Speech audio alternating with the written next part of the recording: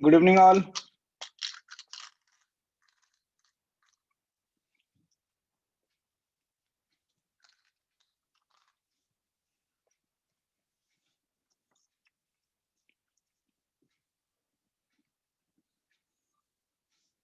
Good evening, sir. Good evening.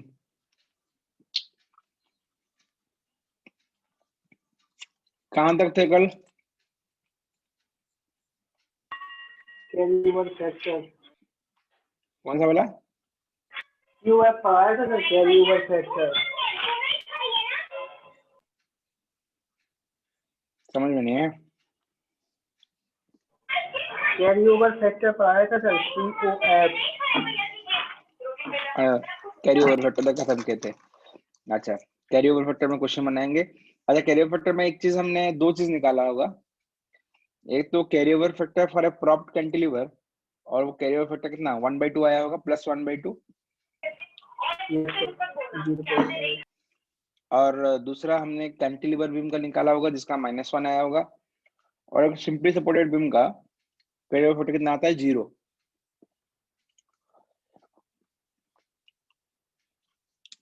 ठीक है। So any doubt उस पार्ट में जो हम डिस्कस किए थे, क्योंकि हम वहीं से कंटिन्यू करेंगे।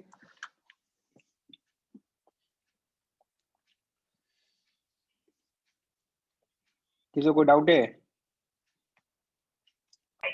चलिए, आपने प्रॉब्लम कैंटिलीवर में बताया था कि COF 0.5 होगा, तो ये क्लॉकवाइज एंटी क्लॉकवाइज सर वो क्या था?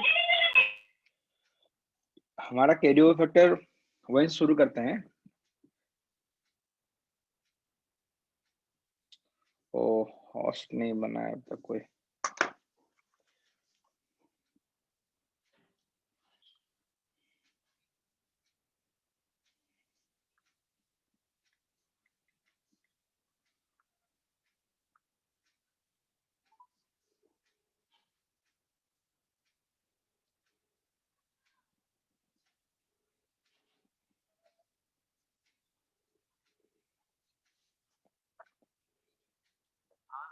तो होस्ट बना दो ना।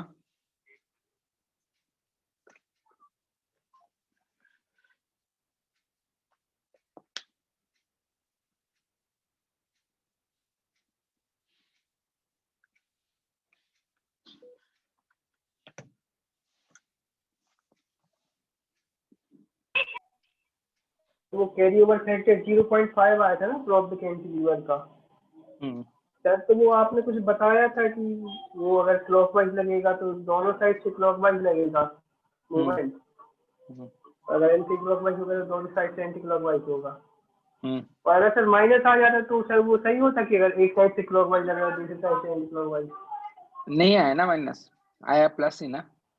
हाँ सर प्लस है। अगर सर आता कहीं और माइनस आता? कैंटिलीवर भी में -1 आया है, देखो कैंटिलीवर भी में क्या हुआ है, -1 है कैंटिलीवर का, देखो। Yes sir. तो -1 का मतलब क्या है? तुमने अगर क्लॉक लगाया तो एंटी कैंटिलीवर क्लॉकवाइज। अच्छा सर, ये 0.5 का मतलब ये था कि दोनों तरफ सेम ही आएगा मूवमेंट? नहीं, प्लस 0.5 का मतलब ये था कि दोनों तरफ सेम आएगा, और 0.5 का मतलब ये हुआ कि जितना मोमेंट तुम लगाओगे उसका हाफ कैरी ओवर होगा। ठीक है, जितना तुम लगाओगे उसका हाफ कैरी ओवर का मतलब यही होता है। ठीक है, चलो।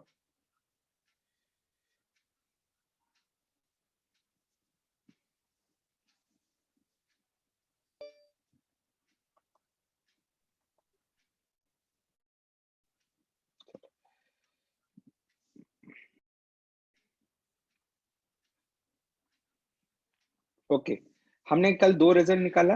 एक प्रॉप्ट कैंटिलीवर बीम में हमने कैरी ओवर फैक्टर निकाला, और कैरियर फैक्टर कितना आया ना, कैरियर फैक्टर इक्वल +1/2।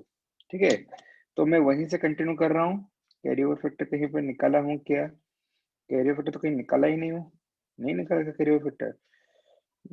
चलो पहले लिखा तो नहीं हूँ कहीं +1/2 लिखा है, अच्छा 0.5 लिखा था, -1 भी लिखा था। लिखा तो नहीं है यहाँ पे, चलो मैं फिर से लिख ब्रैकेट देता में हूँ। लिखा है सर, ब्रैकेट जेई तो लिखा है। हाँ लिखा है। चलो अब आते हैं, तुम एक चीज देखना, अब मैं निकाल देता हूँ, ये इंपॉर्टेंट लॉजिक होगा। Under what condition, under what condition MB will be equal to M0/2। Under what condition MB is equal to M0/2। अच्छा ये MB क्या है, ये M0 क्या है, पहले ये सब चीजों को देखते हैं।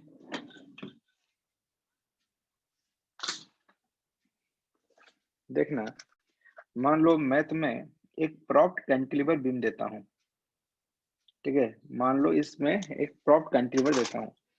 अगर इस प्रॉप्ट कैंटिलीवर बीम में, इस प्रॉप्ट कैंटिलीवर बीम में मैं ऐसे, ये मान लो ये हिंज हो या रोलर हो, मीनिंग सेम है, क्योंकि एक्सेली रिजिड है तो डिग्री ऑफ फ्रीडम तो अभी 1 ही होगा, तो वो हिंज होगा तभी डिग्री ऑफ फ्रीडम 1, रोलर होने से भी डिग्री ऑफ फ्रीडम 1। तो मान लो this part is your A, this part is your B।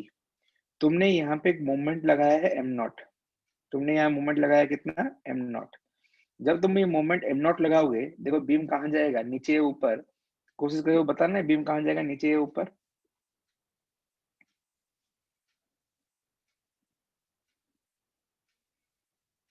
कहाँ जाएगा, कोई आंसर नहीं आया अब तक।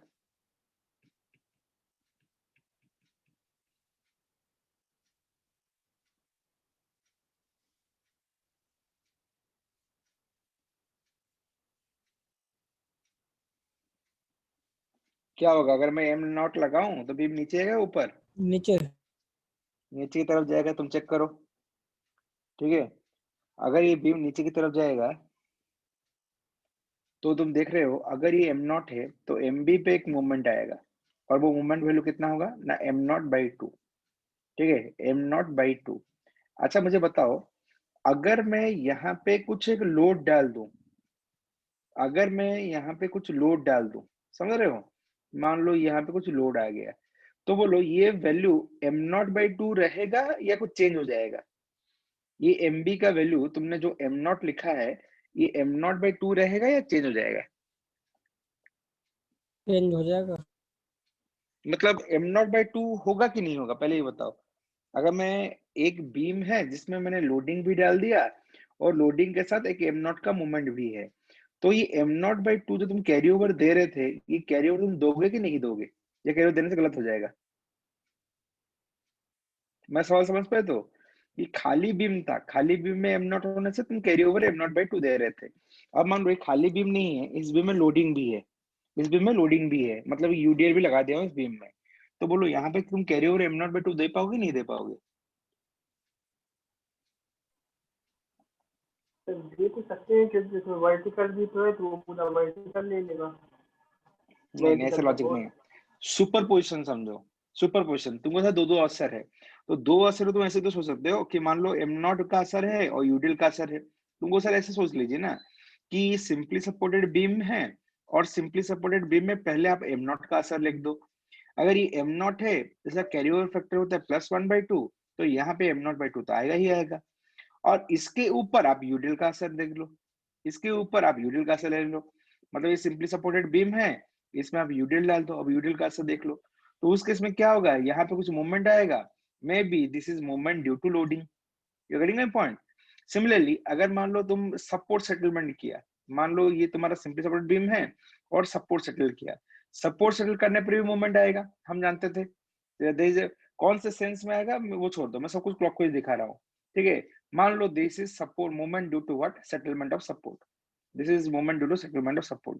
तो तुम क्या देख रहे हो, अगर इस एंड को मैं बी कह रहा हूँ, अगर मैं इस एंड को बी कह रहा हूँ, तुम ये देख रहे हो बी एंड में तीन चीज का असर है, ये मूवमेंट एट बी में तीन चीज का असर है। क्या मैं पूछता हूँ, movement at B is equal to M0/2, carry over movement तो होगा, plus moment due to loading, अगर लोडिंग रहा तो लोडिंग के कारण कुछ एक्स्ट्रा मोमेंट आएगा, plus moment due to settlement, settlement के कारण भी कुछ एक्स्ट्रा मोमेंट आएगा। Comfortable all of you? ये तीनों को बाई सुपरपोजिशन ऐसे सोच सकता हूँ क्या कि लोडिंग भी है, एम नॉट भी लग रहा है, सेटलमेंट भी हुआ, तो क्या बाई सुपरपोजिशन सोच सकता हूँ कि एम नॉट एम बी जो होगा वो लोडिंग का असर हो गया, M moment due to loading, और वो कैरी ओवर के लिए एम नॉट बाई टू हुआ plus moment due to settlement. ये तीनों को अगर तुम जोड़ दोगे, if you adding all this three up, then this is the net moment at B. क्या इस पार्ट में किसी डाउट है क्या? No sir.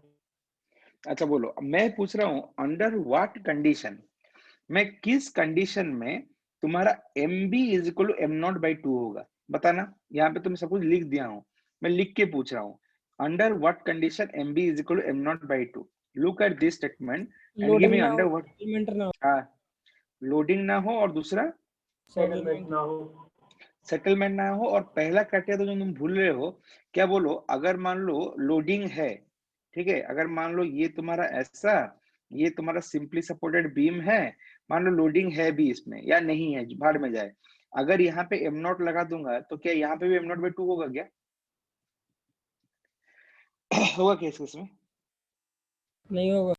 नहीं होगा, क्योंकि ये तो तुम्हारा डिटर्मिनेंट बीम है, डिटर्मिनेंट बीम का यहाँ पे हम जानते हैं कैरी ओवर फैक्टर तो जीरो होता है ना, तो यहाँ पे कोई कैरी ओवर तो आएगा ही नहीं। तो समझो इसका मतलब, तुम जो दो कंडीशन देख के बोले वो कंडीशन सही है, लेकिन सबसे इंपॉर्टेंट कंडीशन क्या है ना, B support must be fixed. पहला कंडीशन क्या है? B support must be fixed.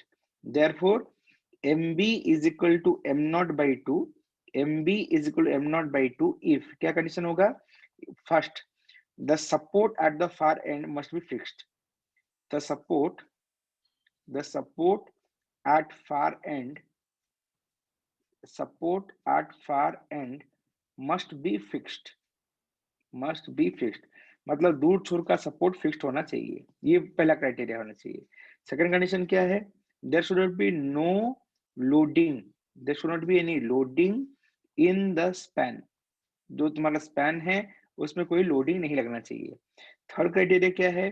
There should not be no settlement, there should not be any settlement of support, एक सपोर्ट दूसरे के रेस्पेक्ट में जाना नहीं चाहिए। उस कंडीशन में तुम बोल सकते हो सर एम बी कितना होगा, directly am not by to. अगर मान लो तुम्हारा लोडिंग रहा, या मान लो सेटलमेंट का असर रहा, उस केस में क्या होगा sir, am not by to तो रहेगा ही रहेगा, लेकिन एक्स्ट्रा मूवमेंट क्यों आ जाएगा ना, लोडिंग के लिए कुछ एक्स्ट्रा मूवमेंट आ जाएगा और सेटलमेंट के लिए भी कुछ एक्स्ट्रा मूवमेंट आ जाएगा। इन तीनों को जोड़ दोगे तो नेट मूवमेंट आ जाएगा तुम्हारा फार एंड पे। Clear all of you? सबको समझ में आया concept? Yes sir. Question is calculate carry over factor, question is calculate carry over factor. क्या कैसे देखो,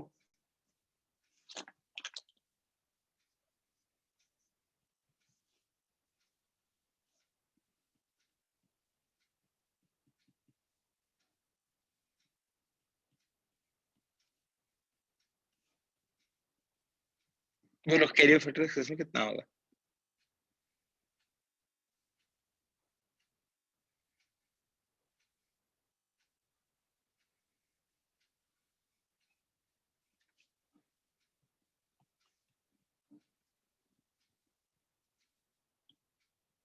one by two. One by two कैसे होगा? या भाई हिंज नहीं देख पा रहे हो तुम, या हिंज देख नहीं पा रहे हो। वन बाई टू तब होता है जब तुम्हारा प्रॉप कैंटिलीवर हो, वैसे हिंज विंज बीच में ना हो। अब मैं बीच में हिंज कर दिया,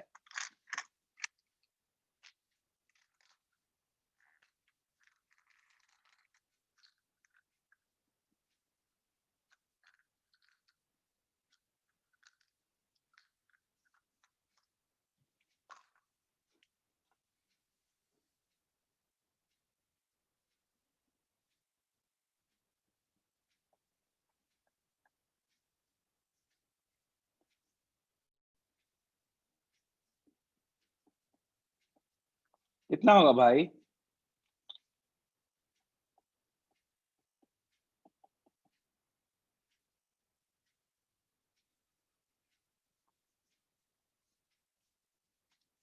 कोई नहीं बता पा रहा है?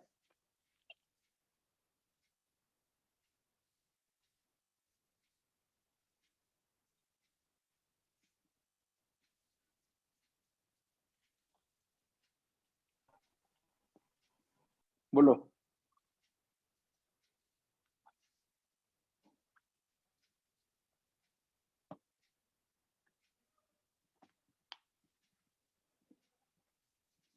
बोलो, हिंज में मोमेंट ट्रांसफर होता कि नहीं होता?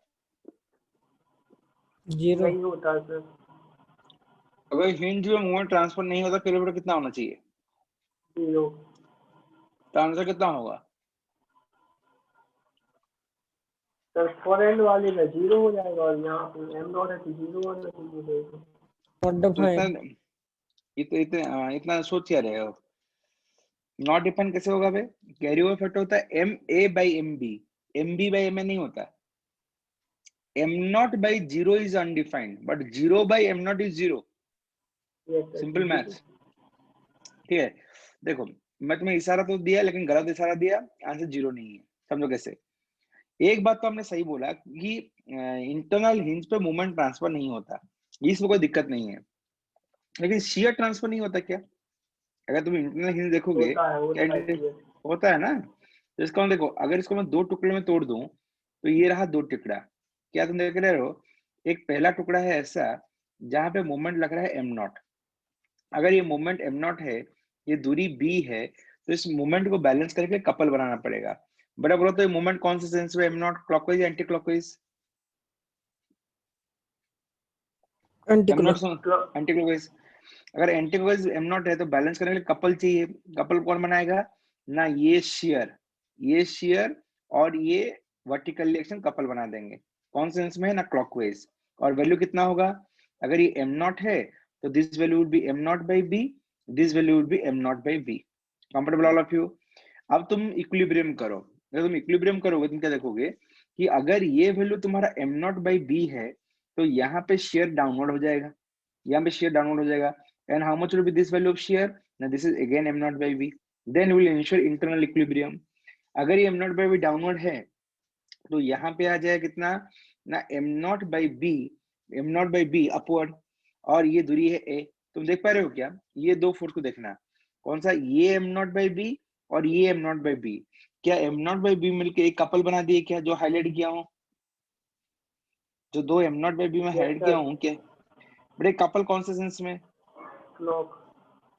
अगर कपल क्लॉक के सेंस में तो बैलेंस करने के लिए रिएक्शन चाहिए होगा। ठीक है, एंटी क्लॉकवाइज कितना होगा? एंटी क्लॉकवाइज रिएक्शन तुम्हारा ना M not into A by B, M not into A by B. अच्छा, कैरी ओवर फैक्टर क्या होता है? ना कैरी ओवर फैक्टर होगा M A by M B. Carry over factor होता है M A by M B, far end movement by near end movement. अच्छा देखो, तुम एम ए को देखो, ये है M A which is M not into A by B. ये M not into A by B कौन सेंस में? एंटी क्लॉकवाइज सेंस में। तो प्लस या माइनस ना minus. How much? This is M not into A by B. ठीक है by.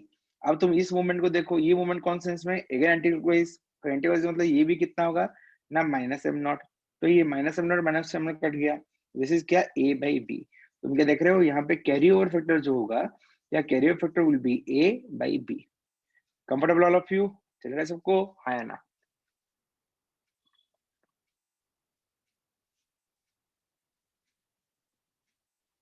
Yes sir. बोलो, कैरी ओवर फैक्टर क्या ग्रेटर देन वन हो सकता है कभी? नहीं हो सकता। हो सकता है क्या? नो। देखो बेटा, if A by B, if A by B में ए ग्रेटर देन बी है, बोलो if A is greater than B. ठीक है, ऐसा ऑब्जेक्टिव क्वेश्चन पूछ देगा, जैसे तुम इमोशनल का आंसर दिए, तुम ऐसा आंसर दे दोगे। बोलो if A is greater than B, बोलो कैरी ओवर फैक्टर क्या होगा? लेस देन वन या greater than one? Less than one. Less than one होगा ना? बहुत अच्छा। ए बाई बी लिख रहे हो, ए ग्रेटर देन बी है तो carry over factor less than one हो जाएगा। कहाँ से तू आया है बे तू? है? अब ऐसे पूछोगे तो ऐसे ही जवाब देंगे। अगर A by B, A greater than B है तो कैरी ओवर फैक्टर कितना? ग्रेटर देन वन हुआ, लेस देन वन हुआ? ऐसे तो ग्रेटर देन 1 होगा, ये बड़ा है। हाँ, बड़ा है तो लेस देन वन कैसे बोल रहे हो?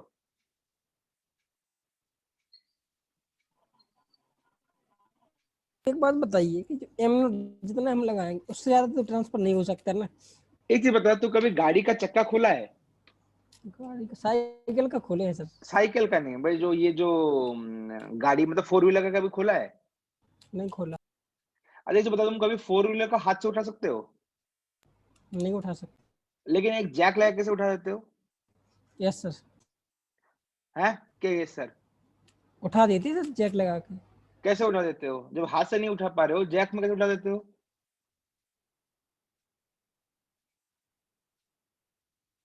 हैं? ये वो कुछ आंसर नहीं दे रहे, चुप हो गए एकदम। मतलब समझ में आ गया कि तुम एम नॉट लगाने पे भी ज्यादा मोमेंट कैरी हो सकता है। Best example is your jack that you use in opening of your wheel. तुम उस जैक को लगा के गाड़ी को ऊपर उठा देते हो। इसका मतलब क्या ऐसा हो सकता है कि तुम एम नॉट लगाए, लीवर आर्म को सेट करो कि ज्यादा मोमेंट दूसरे साइड में चले जाए, चलेगा। It is not violation of work energy principal. Work done तो वायोलेशन नहीं हुआ ना, फोर्स को मैग्नीफाई करती है, उससे क्या फर्क पड़ता है? कंफर्टेबल ऑल ऑफ यू, हाँ या ना? Yes sir. आगे बढ़ जाऊं? Yes sir. चलो, this is the concept of carry over factor. तो ये भी एक इंपॉर्टेंट कॉन्सेप्ट था, ठीक है। फिर एक कॉन्सेप्ट में आएंगे लॉकिंग एंड अनलॉकिंग, ये भी इंपॉर्टेंट कॉन्सेप्ट होगा। Then will go for slope deflection equation, ठीक है। एक बार यहाँ तक तुम समझ में आ गए स्लो डिफ्लेक्शन इक्वेशन था, उसके बाद जो है सिर्फ उसका एप्लीकेशन पार्ट होगा, तो दिक्कत नहीं होगा। और तो ध्यान देना 5.5 is concept of locking and unlocking, concept of locking and unlocking, ठीक है। अच्छा, what is concept of locking and unlocking, तो फोकस करना। देखो बेटा, पहले मैं निकालता हूँ इसमें दो केस करना चाहता हूँ। ए, मैं पहले आता हूँ प्रॉप्ड कैंटिलीवर। पहले मैं आता हूँ प्रॉप्ड कैंटिलीवर। क्या प्रॉप्ड कैंटिलीवर है? मान लो ये तुम्हारा ऐसे एक प्रॉप्ड कैंटिलीवर है, फिर फिल करना। मतलब एक कैंटिलीवर है जिसका एक एंड में हमने प्रॉपिंग दिया है, तो मान लो this is an example of a propped cantilever and this propped cantilever is subjected to a symmetric load। भाई यूडीएल है क्या है मुझे इससे कोई फर्क नहीं पड़ रहा है, ये सिमेट्रिक लोड है। बोलो अगर ये सिमेट्रिक लोड है, क्या ए साइड में या सपोर्ट ए में कोई मूवमेंट आएगा क्या इन द प्रॉप्ड कैंटिलीवर? तो देखो, प्रॉप्ड कैंटिलीवर में ए अगर तुम्हारा फिक्स सपोर्ट है, तो क्या ए में इस लोडिंग के कारण कुछ मूवमेंट आएगा क्या? सपोर्ट ए पे मूवमेंट आएगा क्या? देखना, ये तुम्हारा सपोर्ट ए है, क्या सपोर्ट ए में कोई मूवमेंट आएगा? Yes sir. लेकिन बी सपोर्ट में मूवमेंट कितना होगा? जीरो। क्यों जीरो? वो तो वो तो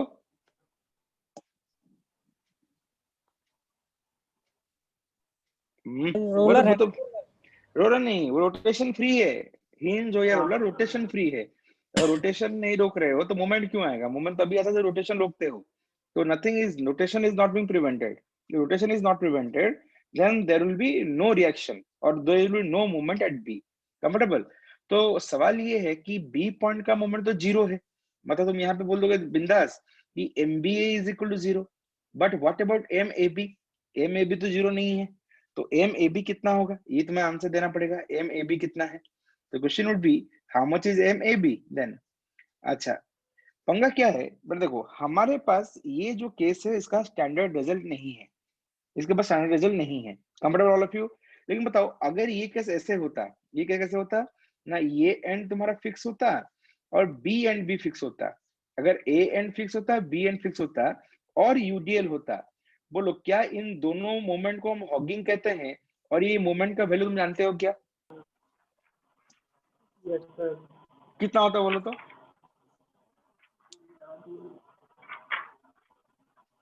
M L square by 6 EI।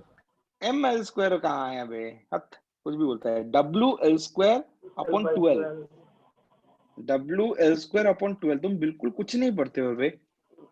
M L square upon 6 है, कुछ भी बोलते हो जो मुंह में है, ठीक है। तो इसे फॉर्मूला पढ़ो, जो मैं बोलता हूँ एक बार पढ़ोगे तब आगे समझ में आएगा ना। बिना पढ़े आ जाओ तो क्या समझ में आएगा? तो तुम लोग थर्ड ईयर में हो तो सीरियसनेस तो नहीं होगा, ये तो बात सच है, लेकिन समझ लो चक्कर थोड़ा सा क्या है, थोड़ा पढ़ के आना पड़ेगा, पढ़ के आओगे तो मैं आगे जो बोलूंगा तो तुम्हें रिवीजन भी होगा, तुम्हें घर से लिंक कर पाओगे, वरना नहीं समझ पाओगे। ठीक है, चलो इसका मतलब क्या है, देखो हमारे पास रिजल्ट अवेलेबल है WL²/12, लेकिन ये अवेलेबल तब है जब दोनों एंड तुम्हारा फिक्स्ड हो, दोनों एंड क्या तुम्हारा फिक्स्ड हो। तो यहाँ पे हम लोग एक मैथमेटिकल कॉन्सेप्ट से काम करेंगे। मैथमेटिकल कॉन्सेप्ट क्या है, हम बी को लॉक मान लेंगे, हम कहेंगे बी क्या है, लॉक। बट जब भी मैं लॉक वर्ड यूज करूंगा, लॉक मतलब फिक्स होता है, लॉक मतलब क्या, फिक्स होता है। तो समझो अगर मैं ऐसे इमेजिनरी बात करूं कि बी सपोर्ट तुम्हारा लॉक है, अगर बी सपोर्ट तुम्हारा लॉक हो गया, क्या उस केस में तुम दोनों एंड में मोमेंट जानते हो, हॉगिंग होगा, ये मोमेंट भी हॉगिंग, ये मोमेंट भी hugging.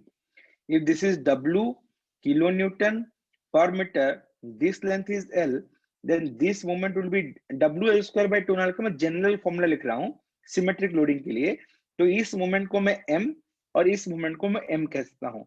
This M is equal to WL²/12। Comfortable? अच्छा एक चीज और समझने की कोशिश करना, ये M है क्या बेटा, ये M तब आया है जब मैं B को लॉक किया हूँ, ये M तब आया है जब मैं B को लॉक किया हूँ। तो ये M को मैं कहूंगा लॉकिंग मोमेंट, इसको क्या कहूंगा, locking moment. This is locking, किसका लॉकिंग ना, लॉकिंग ऑफ थीटा बी, मतलब थीटा बी को तुम फिक्स माने हो। ठीक है, जब तुम थीटा बी को फिक्स मानोगे तब जाके मोमेंट जनरेट होगा। लेकिन देखो ये जो तुम इफेक्ट देखे हो, तुमने बी को लॉक करके मोमेंट MM बोले हो, ये आंसर तो नहीं है। क्यों आंसर नहीं है, तुम्हें ये M को लिखने के लिए B को लॉक मानना पड़ा। अब तुम B को अनलॉक करोगे, what is meant by unlocking of B? Unlocking of B means you have to rotate B by theta B। ठीक है, ये अनलॉकिंग का मतलब B को तुम्हें रोटेट करना पड़ेगा कितना, थीटा B में। तुम उसको दो तरह सोच सकते हो, अनलॉकिंग दो तरह सोच सकते हो, क्या सर, मैं बी को थीटा बी रोटेट करूंगा तो joint B is unlocked, this is one way of thinking. Sir दूसरा तरीका ये है कि आप बी पॉइंट पे नेट मूवमेंट को जीरो कर दो। अगर बी पॉइंट में नेट मूवमेंट जीरो हो गया, इसका मतलब बी ऑटोमेटिकली थीटा बी घूम गया। मैं क्या बोला, अनलॉकिंग करने का तुम दो तरीके से हो सकते हो कि सर आप बी को थीटा बी घुमाओ, ये जीरो था स्लोप, आप बी को थीटा बी घुमाओ। ये है एक तरीका जो एनालिटिकल तरीका है अनलॉकिंग का। दूसरा मैथमेटिकली मैं पूछता हूं, सर देखिए जब आपने लॉकिंग किया कुछ मूवमेंट हुआ, अनलॉकिंग ऑफ बी तब होगा when net movement at B is equal to zero. अगर net movement at B is equal to zero, it means the joint B और the support B has rotated by theta B. तो मैं क्या करता हूं, देखो for unlocking, for unlocking of theta B, अगर तुम थीटा बी का अनलॉकिंग करना चाहते हो क्या करोगे, मेक, क्या मेक करोगे ना, net movement, make net movement कहां पे, net movement at B equal to zero, make net movement at B equal to zero. जब net movement at B zero हो जाएगा, हम कहेंगे B has rotated by theta B, B automatically theta B rotate किया है। Comfortable? अच्छा बोलो B point में अभी नेट मूवमेंट कितना है, what is the net movement at B, तो देख के बताओ तो। लॉकिंग के समय नहीं नहीं अभी अभी, हाँ लॉकिंग करने के बाद कितना मूवमेंट है अभी, M M। अनलॉकिंग करने के लिए हमें नेट मूवमेंट कितना चाहिए, -M। नहीं नहीं नहीं, नेट मूवमेंट मैंने लगाऊंगा कितना, नेट कितना चाहिए, नेट मूवमेंट कितना होना चाहिए, हम कब कहेंगे अनलॉकिंग हो गया, जीरो। हाँ net movement must be zero, लिखा हूं तो सामने पर बड़ा बड़े अक्षरों में, ये तो रहा। अनलॉकिंग के लिए बी पॉइंट में नेट मूवमेंट कर दो जीरो। अभी नेट मूवमेंट क्लॉकवाइज M है, अभी नेट मूवमेंट क्लॉकवाइज M है, मुझे इस नेट मूवमेंट जीरो करना है। तो बोलो कैसे मूवमेंट लगाने से नेट मूवमेंट जीरो हो जाएगा, अपोजिट मूवमेंट लगाना पड़ेगा सर। ऑपोजिट मतलब कैसे, ये तो लिखा है क्लॉकवाइज, तो ऑपोजिट मतलब कैसे मूवमेंट लगाने से ऑपोजिट होगा, anti clockwise. Clockwise anti clockwise हाँ तो यहाँ पे मैं एंटी क्लॉकवाइज मूवमेंट लगा दूंगा M, बेटा this is unlocking of theta B, ये तुमने जो एम लगाया दिस इज अनलॉकिंग, किसका अनलॉकिंग ना, अनलॉकिंग ऑफ थीटा बी, तुमने यहाँ पे जॉइंट बी को अनलॉक कर दिया। Comfortable all of you? अच्छा बताओ जॉइंट बी अनलॉक है, लेकिन जब जॉइंट बी अनलॉक है तो ए क्या है, ए तो फिक्स ही है ना, तो बोलो जब तुम जॉइंट बी को अनलॉक कर रहे हो, मतलब ये तो वही केस हो गया कि जॉइंट बी को हमने घुमाया थीटा बी, और जॉइंट बी को थीटा बी घुमाने के लिए हमने एम का मोमेंट लगाया। जब जॉइंट बी को घुमाने के लिए हमने एम का मोमेंट लगाया और फार एंड लॉक है, क्या कुछ कैरी ओवर जाता है क्या? अनलॉकिंग करने के टाइम अगर फार एंड फिक्स्ड है, कुछ कैरी ओवर जाता है क्या?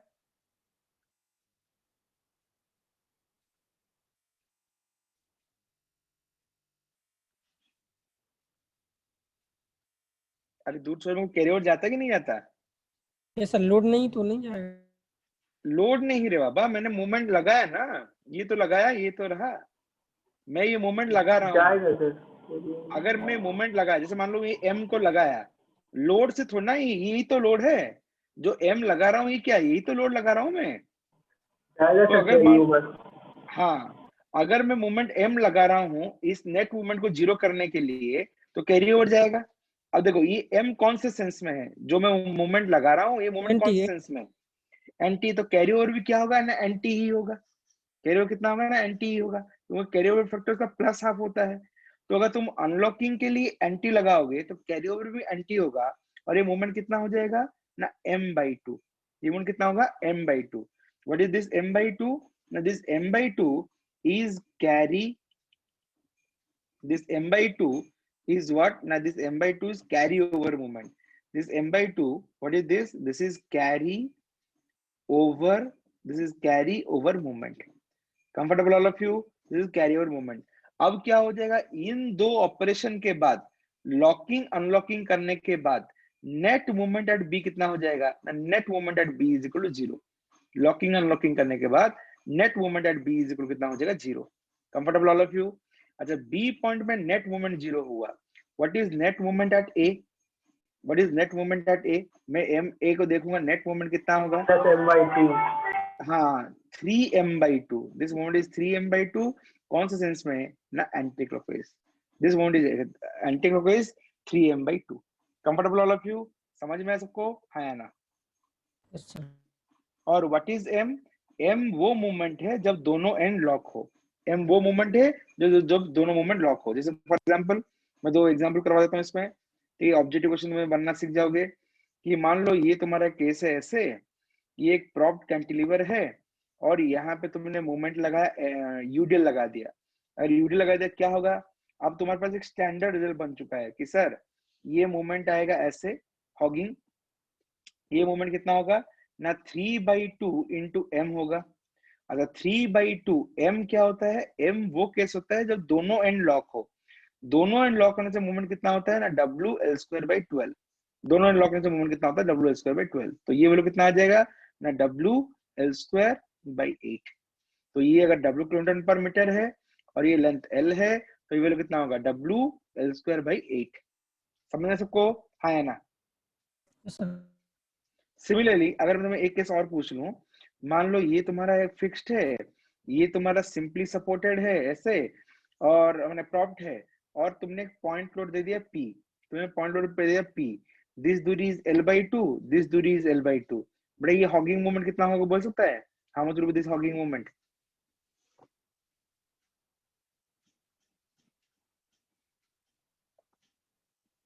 PL बाई, क्या ये होगा, 3/2 इंटू एम तो होगा ही होगा, मतलब 3/2 अगर दोनों एंड फिक्स होता है, दोनों एंड फिक्स होता है तो मोमेंट कितना होता होगा, W²/12। PL/8। कुछ याद नहीं रखते, सब मैं क्लास में किया हूँ, देखो तो ये सब स्टैटिक में करवा दिया है, ये सब इंपॉर्टेंट रिजल्ट है, आगे बार बार यूज होगा। ये मैं यहाँ पे सब डिराइव किया था, देखो तो ये क्या है, ये वाले देखो, ये वाले देखो, कुछ नहीं पढ़ते, बिल्कुल नहीं पढ़ते, बिल्कुल नहीं पढ़ते, जीरो पढ़ते हो, जीरो पढ़ोगे तो कुछ हेल्प नहीं कर पाऊंगा मैं। ठीक है, तो ये कितना होगा ना, 3/2 इंटू PL/8, 3/2 इंटू PL/8, तो ये आंसर कितना होगा ना 3pl/16, केवल कितना होगा 3pl/16। Comfortable all of you, समझ में सबको? Yes sir no? तो लॉकिंग अनलॉकिंग का कॉन्सेप्ट समझ पाए यहाँ पे, हाँ या ना?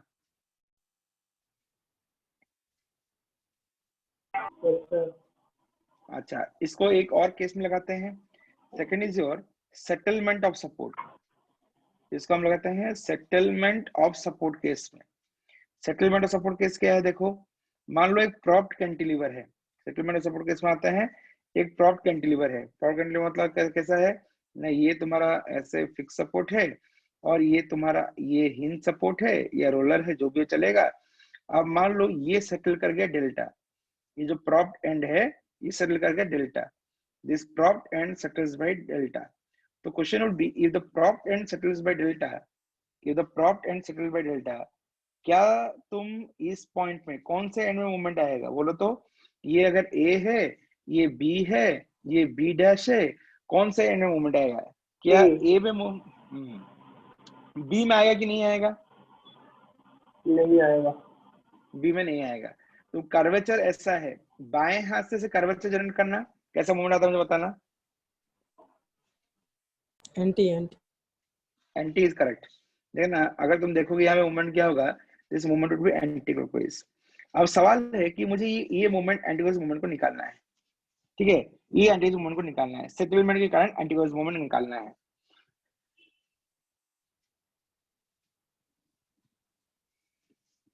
कोई आइडिया दे सकता है कैसे निकालेंगे? अभी लॉकिंग अनलॉकिंग सिखाया हूँ, कोई आइडिया दे सकता है कि कैसे निकालेंगे?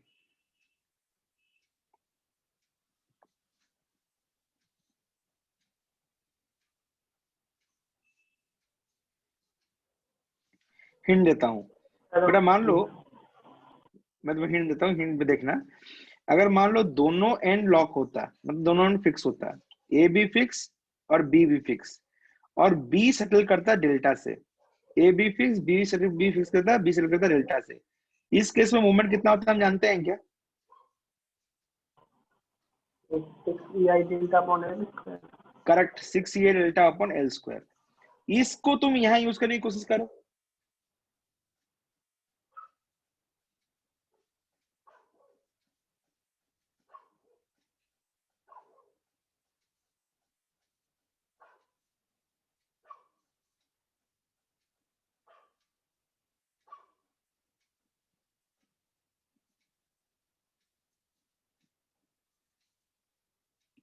नहीं कर पा रहे हो, चलो देखो बेटा, अगर डेल्टा बाई एल स्क्वायर तो यहाँ पे हो गई और एक्स्ट्रा मूवमेंट भी आएगा।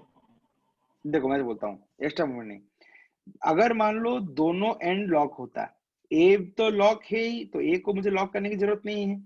अगर मान लो बी एंड लॉक होता और बी एंड लॉक करके सेटलमेंट होता क्लॉकवाइज सेंस में, क्या बी एंड लॉक करके सेटलमेंट अगर क्लॉकवाइज सेंस में होता, तो क्या ये मूवमेंट जो होता, क्या ये मूवमेंट एंटी क्लॉकवाइज होता? क्या ये मूवमेंट एंटी, हम पढ़े थे ना कल, कि सेटलमेंट अगर क्लॉकवाइज होगा तो मूवमेंट जो होगा एंटी क्लॉकवाइज होगा। क्या ये मूवमेंट होता 6EI delta by L square, और ये मूवमेंट होता कितना 6EI delta by L square? Yes और नो? लेकिन इसके लिए मुझे क्या करना पड़ता, दिस इज लॉकिंग मूवमेंट, इसको हम लॉकिंग मूवमेंट कहेंगे। क्यों लॉकिंग मूवमेंट है ना, इसको निकालने के लिए हम थीटा बी को लॉक्ड मान रहे हैं, मतलब थीटा बी को लॉक माने और सेटलमेंट कराए, मतलब ऐसा देखो, बी लॉक्ड, तो बी को लॉक माने सेटलमेंट कराए, तो ये होता 6EI delta by L square. लेकिन ये answer 6EI delta by L square इसलिए नहीं होगा क्योंकि बी एंड तो लॉक है ही नहीं, बी एंड तो लॉक है ही नहीं। तो बी एंड को मुझे क्या करना पड़ेगा, जैसे तुमने बी एंड को लॉक किया था, अब तुम बी एंड को अनलॉक करोगे। बी एंड को अनलॉक करने का मतलब क्या है ना, बी एंड को रोटेट करो by theta B. B end को अनलॉक करने का मतलब है you rotate B end by theta B. मुझे बोलो बी एंड को थीटा बी तुम कैसे घुमा दोगे? अभी मैं तरीका बता के आया हूं, how can you rotate B end by theta B, how can you rotate the end B by theta B?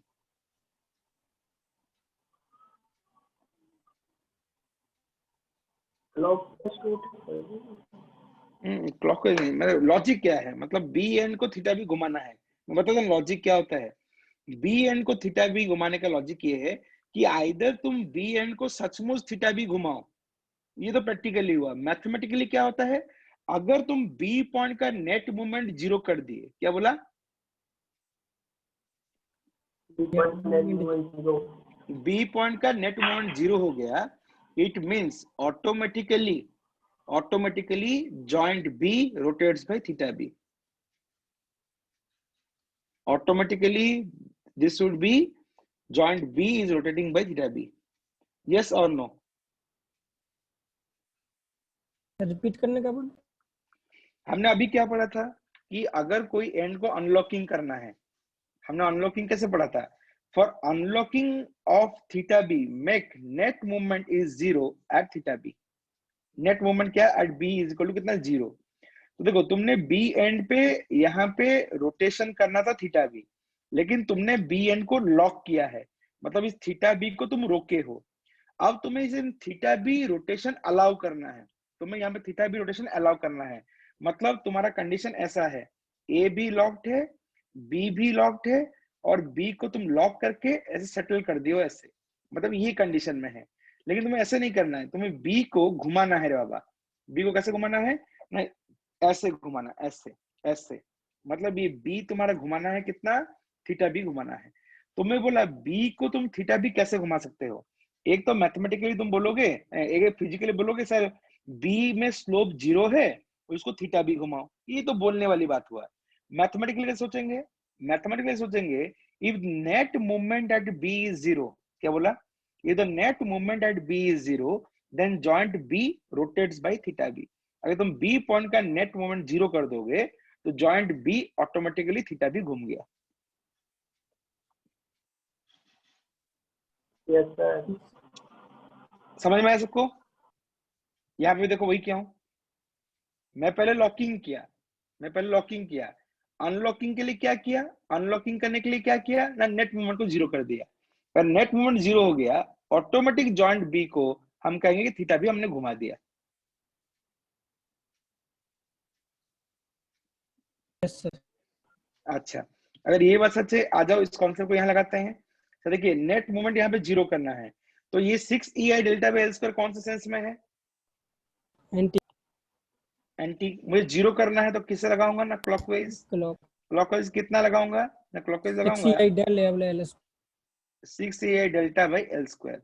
बड़ा जैसे उसको लॉकिंग मूवमेंट बोला था, इसको मैं कहूंगा अनलॉकिंग, इसको कहूंगा अनलॉकिंग मूवमेंट, इसको कहूंगा अनलॉकिंग मूवमेंट। किसको अनलॉक करना है ना, यहां से मुझे थीटा बी को अनलॉक करना है, थीटा बी को अनलॉक करना है। जब तुम ये मूवमेंट लगा दोगे अनलॉकिंग मूवमेंट कितना, 6 डेल्टा बाई एल स्क्वायर, कौन सेंस में, क्लॉकवाइज। क्या फार एंड फिक्स्ड है क्या, अगर फार एंड फिक्स्ड होता है तो कैरी ओवर जाता है क्या, यस सर। कितना कैरी ओवर जाता है, हाफ हाफ हाफ, 6 कैसे जाएगा बे, यस सर, यस ये होता है हाफ। अगर ये क्लॉकवाइज है तो यहाँ पे कैरी ओवर भी क्लॉकवाइज जाएगा, एंड कैरी ओवर कितना होगा ना, 3 ई आई delta by L square.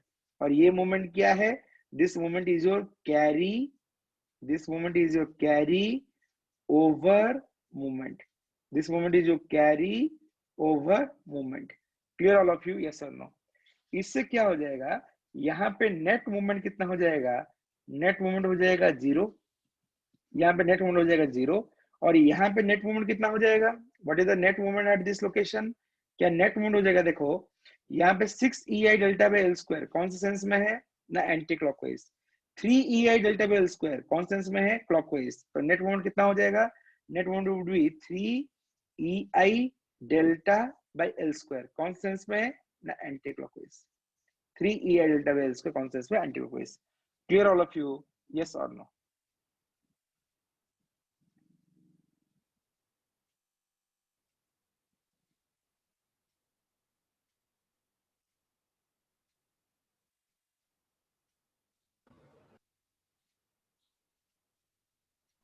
Yes sir.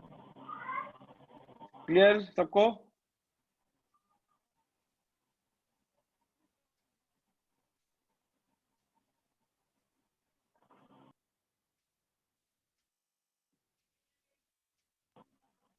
मतलब पहले हमें COF पता होना चाहिए तब इसका यूज कर सकते हैं। देखो बेटा, हमारा जो केस है वो स्टैंडर्ड रिजल्ट वाला केस नहीं है। हमें कुछ केस का रिजल्ट पहले से पता है, तो जो केस हमारा नहीं है हम कोशिश कर रहे हैं उसको वो स्टैंडर्ड रिजल्ट में कन्वर्ट करने के लिए, बस गेम वही है।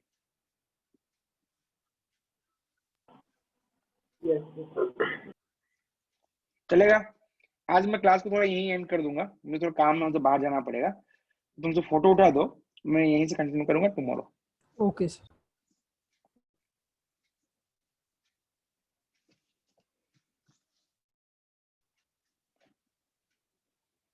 यहाँ से शुरू किया था, कॉपी कर दो, फोटो उठा दो।